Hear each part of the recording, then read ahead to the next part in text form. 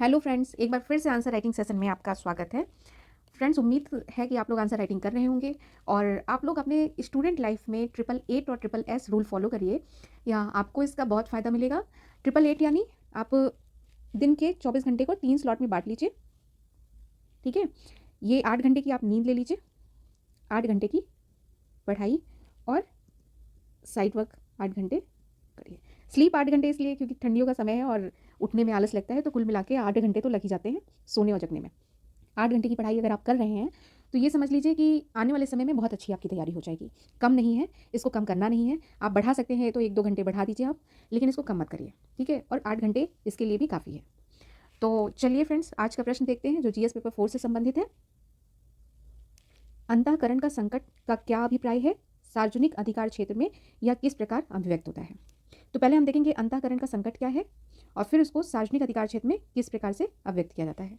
तो फ्रेंड्स, अंतःकरण का संकट क्या है कि जैसे हम कोई निर्णय लेते हैं, वो अनैतिक है, ठीक है? तो आपके अंतरात्मा से एक आवाज़ आती है कि नहीं, हमें ये नहीं करना चाहिए, ये गलत है, ठीक है? जैसे सपोज़ करिए कि हम फर्स्ट टाइम कभी चोरी करते हैं, तो हमारे अंदर से आवाज़ आती है कि नहीं, हमें ये नहीं करना चाहिए, ये गलत है, नहीं करना चाहिए, ठीक है?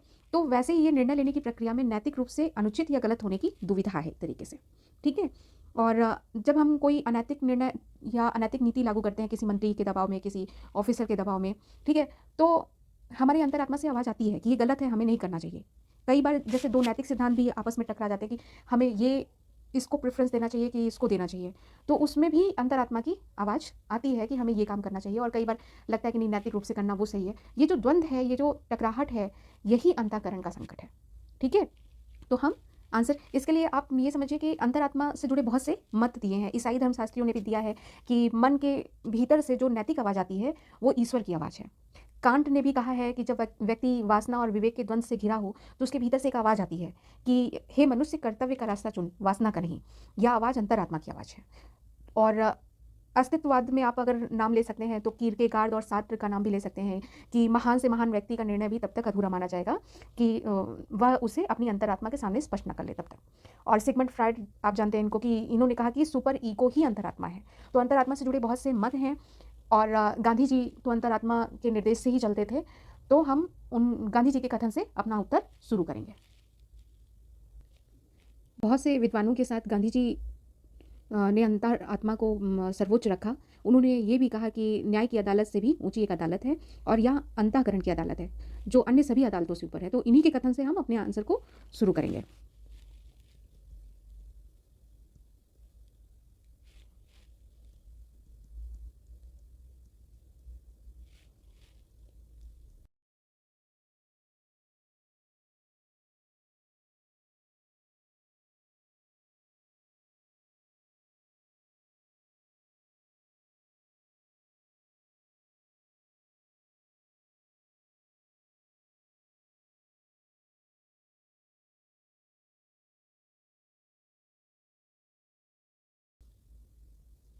ठीक है?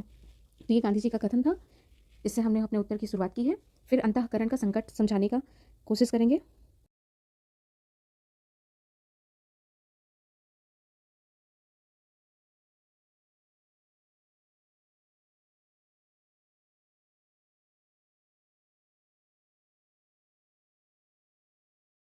अंतरात्मा की आवाज़ कब आती है? जब हमें लगे कि जो हम निर्णय ले रहे हैं, वो गलत हो सकता है।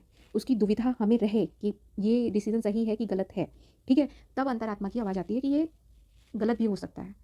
तो हम अगला लिखेंगे।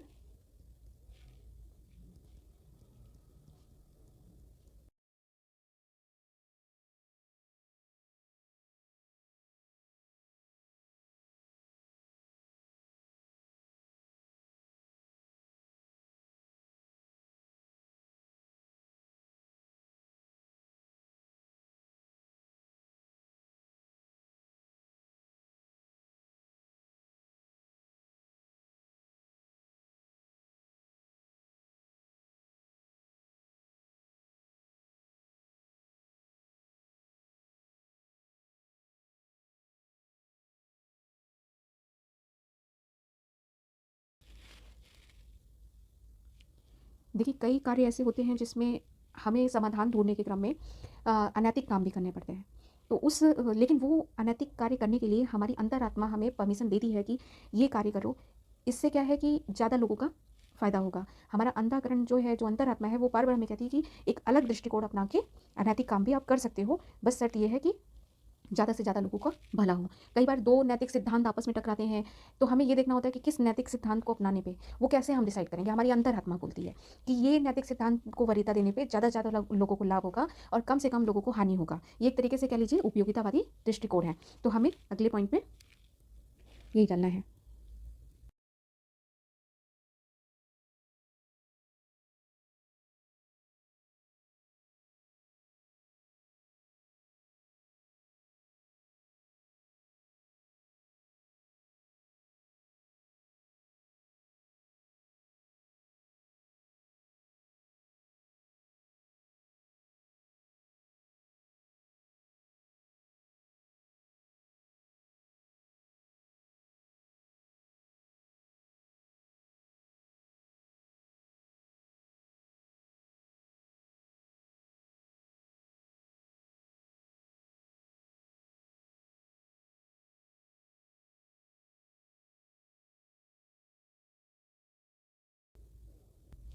अब हम देखेंगे कि अंतःकरण का संकट सार्वजनिक अधिकार क्षेत्र में कैसे अव्यक्त होता है।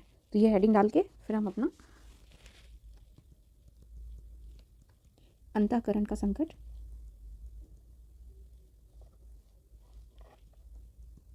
सार्वजनिक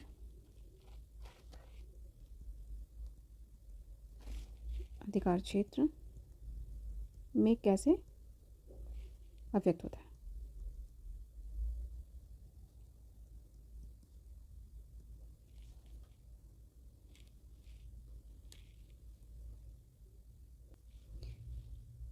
आप इसमें लिख सकते हैं कि जैसे सिविल सेवकों को बहुत से निर्णय लेने पड़ते हैं और उनके निर्णय लोगों की बड़ी संख्या को प्रभावित करता है, जनसंख्या की बड़ी संख्या को प्रभावित करता है। और ये निर्णय कई बार अनैतिक निर्णय होते हैं या अनैतिक नीतियों को लागू करना होता है उनको किसी मंत्री के दबाव में। तो जब वो मंत्री के दबाव में काम कर रहे हैं तो कई बार अनैतिक निर्णय भी लेने पड़ते हैं और नीतियाँ भी लागू करनी पड़ती हैं अनैतिक। तो ऐसे परिस्थिति में अंतःकरण का संकट आता है। तो आप इसका भी जिक्र कर देंगे।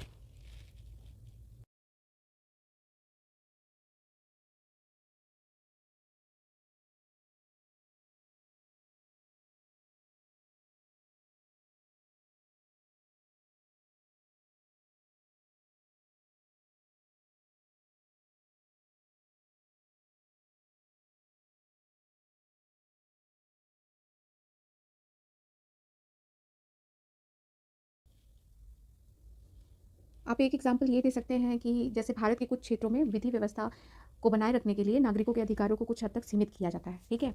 और ये विधि व्यवस्था और नागरिकों के अधिकारों के मध्य द्वंद्व है, क्योंकि नागरिक अपने अधिकार चाहते हैं। तो ये द्वंद्व अंतःकरण के संकट की स्थिति को दर्शाता है, ठीक है? तो ये भी आप जिक्र कर देंगे।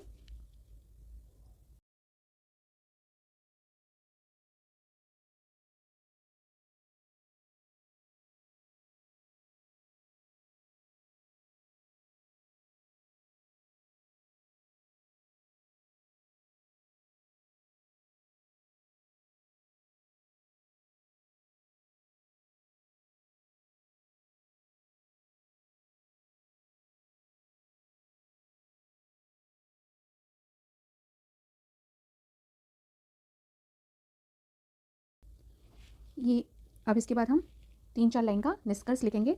निष्कर्ष में ये लिख सकते हैं कि जैसे देखिए हमारे सार्वजनिक जीवन में जो अंतःकरण का संकट है, वो तो आता रहता है, सामान्य बात है, ठीक है? कि जीवन और निर्णय में ओवरलैप होते रहते हैं, हम कुछ डिसीज़न लेते हैं, हमारी अंतरात्मा कुछ और कहती रहती है और फिर हम उसमें बैलेंस करते हैं, ठीक है? लेकिन अगर सिविल सेवा के लिए अंतःकरण का संकट से बाहर निकलने की का रास्ता अगर देखा जाए, तो वो ये है कि सिविल सेवक सभी जितने भी डायमेंशंस हैं उसको देखें, ध्यान में रखें और अपनी इच्छाएँ या किसी के दबाव में जो काम कर रहे हैं, उससे स्वयं को मुक्त करें। और जो सार्वजनिक सेवा में हमारा एथिकल कोड है या लीगल फ्रेमवर्क है, उसके लिए वो ईमानदार रहें, प्रतिबद्ध बने रहें। उसी से ये अंतःकरण का संकट सॉल्व होगा। तो हम इसको 3-4 लाइन में लिख लेंगे।